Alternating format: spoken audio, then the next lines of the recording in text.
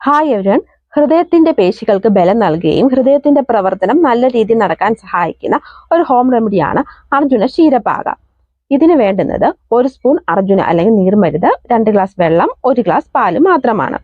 ഇതുണ്ടാക്കേണ്ട രീതി: 1 ഗ്ലാസ് പാലും 2 ഗ്ലാസ് വെള്ളവും അതിൻ്റെ കൂടെ 1 സ്പൂൺ നീർമരുതിന്റെ പൊടിയും ചേർത്ത് നന്നായിട്ട് തിളപ്പിച്ച് വറ്റിച്ച് 1 ഗ്ലാസ് ആക്കിയതിനു ശേഷം 1/2 ഗ്ലാസ് വീതം രാവിലെയും വൈകുന്നേരം ആഹാരത്തിന് മുന്നേ കുടിക്കാവുന്നതാണ്.